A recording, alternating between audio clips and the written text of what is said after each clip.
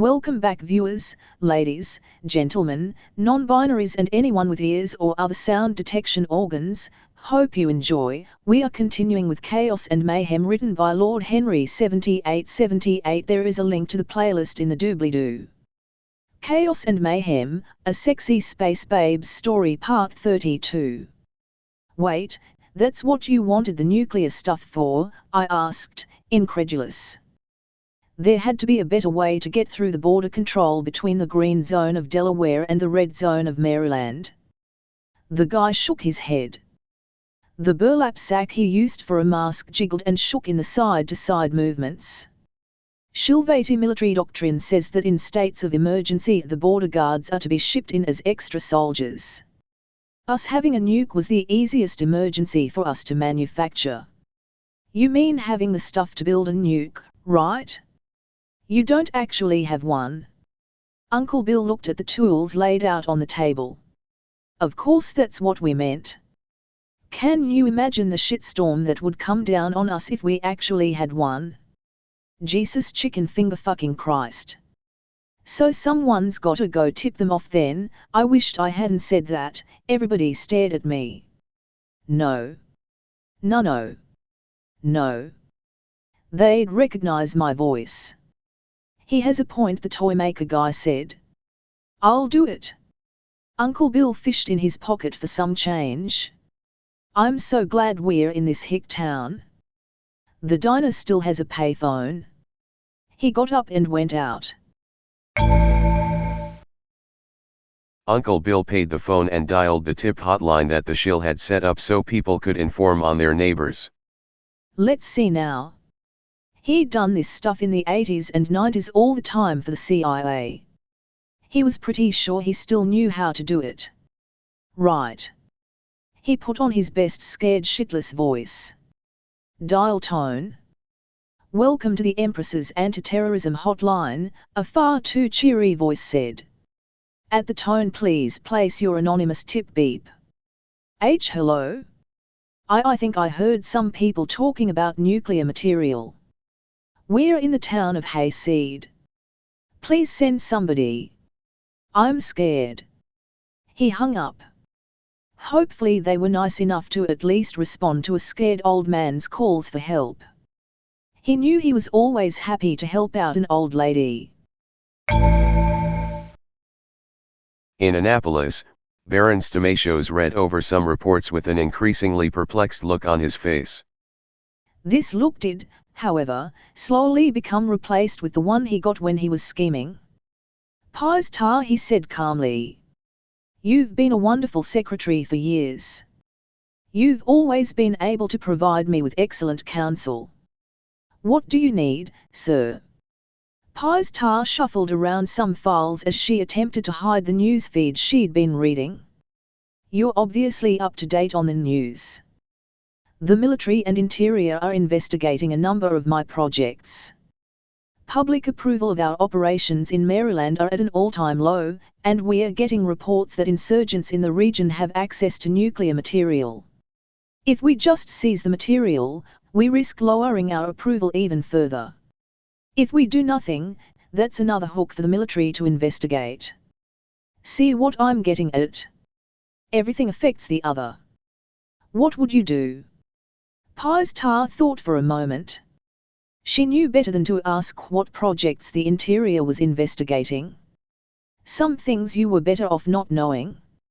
I'd say seize the nukes, then spin it to turn public opinion against the terrorists. If you play it right you could probably gain leniency from the interior since these projects of yours are in response to legitimate threats. Baron Stamatios knew that his faithful secretary meant something like claim that they were planning to set off weapons in populated areas, but he knew he had to go one step further. You couldn't say something like that without proof. And once again, my loyal secretary proves she's so much more than just a secretary. If they ever got back to Shill, he was so recommending her for an awesome position. She deserved it. Yes, sir. Pies tar went back to her newsfeed. A quick look from the Baron confirmed that it was the classified interior one. Clever girl. I think I know exactly what I'm going to do. He got on the line with one of his contacts.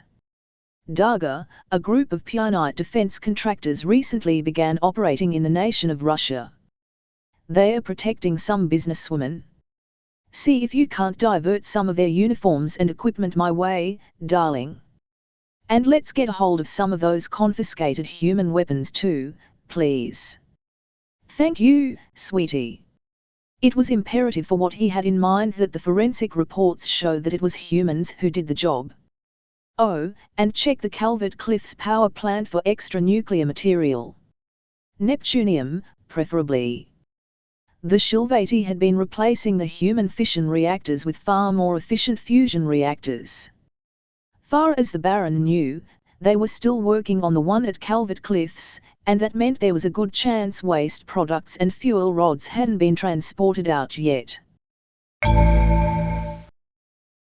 Normally before a raid like this, they would have performed a far longer recon on a town, but this situation necessitated brevity.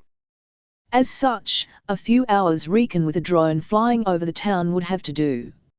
In fact, the drone had been launched soon, as the soldiers working border control had been told to mount up and assist the recovery teams to get some nuclear material. That would leave the border undefended for a bit, the insurgency making nukes was a far bigger deal. That didn't stop Sergeant Malaysia from cursing the lack of intelligence as she and her podmates stacked up outside the warehouse their anonymous caller had mentioned.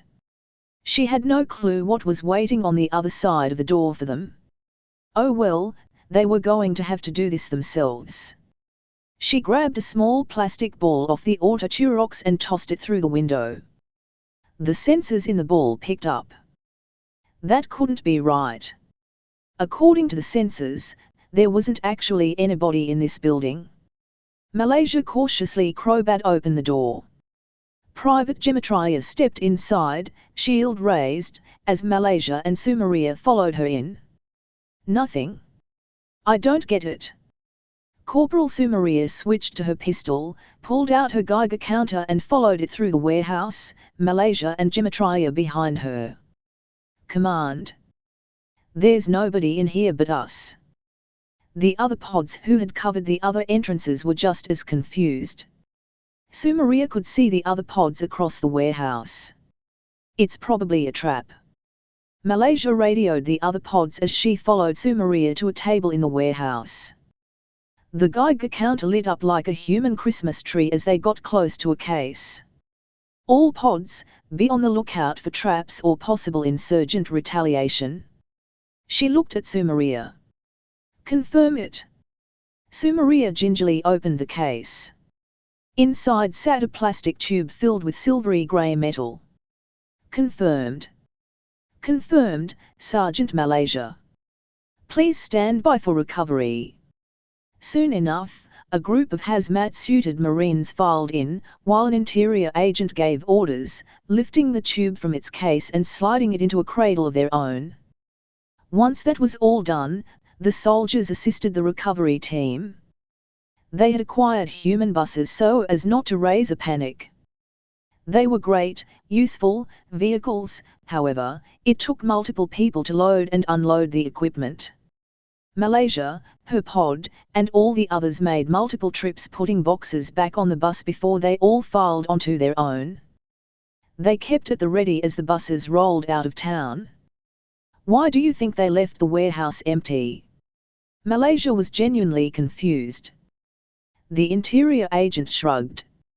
You didn't hear this from me, but humans are skilled at manipulation. They probably tried to distract us from something else and just don't need the nuclear material anymore. Or they gave up a little so we'd find something and call off the search. Or that the interior agent shut up as she heard a noise overhead. Malaysia looked out the window. Outside, a black aircraft hung in the air, held aloft by a spinning blade. She could see missile pods hanging from the side. They flashed as a pair of missiles blew apart the bus ahead of them. The pods flashed a second time, and the bus behind them blew up.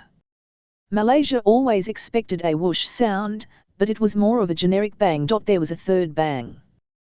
The drivers struggled to avoid a pair of missiles as they blew a crater in the road ahead. The bus spun, then skidded, then flipped. Malaysia lost consciousness for a few seconds.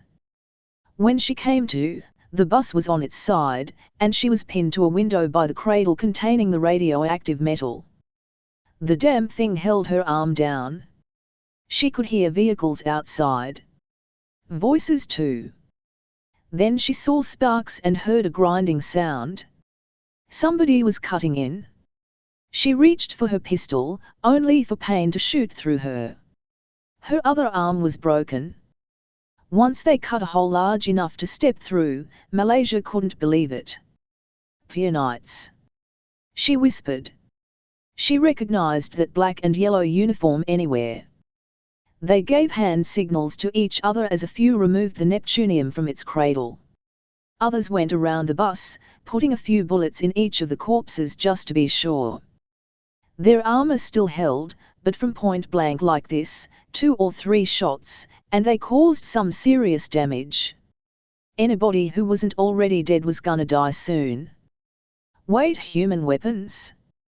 Was Malaysia's last thought as the barrel one of the pianites held over her head flashed. That was the end of her. Once the mercs dealt with the soldiers on the bus, one reached back in their human vehicle, a pickup truck it was called.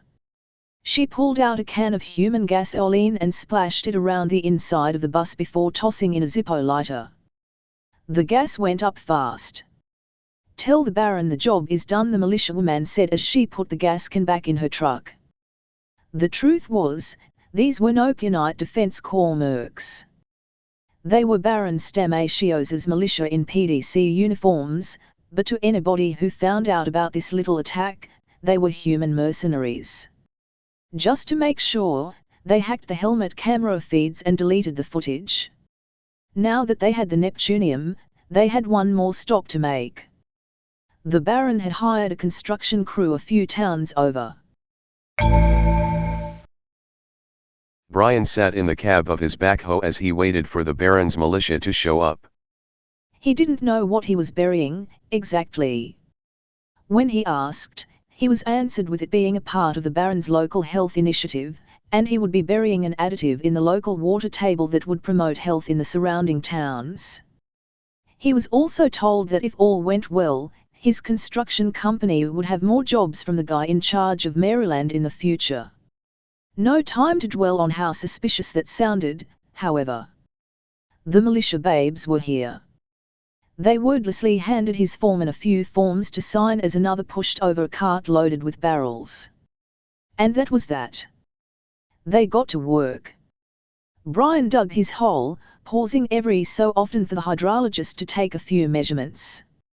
So according to instructions, they were supposed to dig to the top of the water table, drop in the barrels, bury the spot, and mark it. In a few months they'd come back to dig out the barrels and start anew somewhere else. Brian, however, was feeling a little ill by the end of the day. By the end of the day, he was shitting himself. He was puking by the time he got home.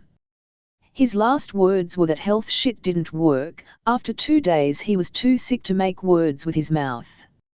End of chapter. If you enjoyed, like, subscribe, click the bell so you don't miss any episode and do all the other YouTube stuff, visit and support the author, all the relevant links are in the doobly-doo, and comment your opinions, good or bad. And I'll see you next time. And as usual, have a wonderful day.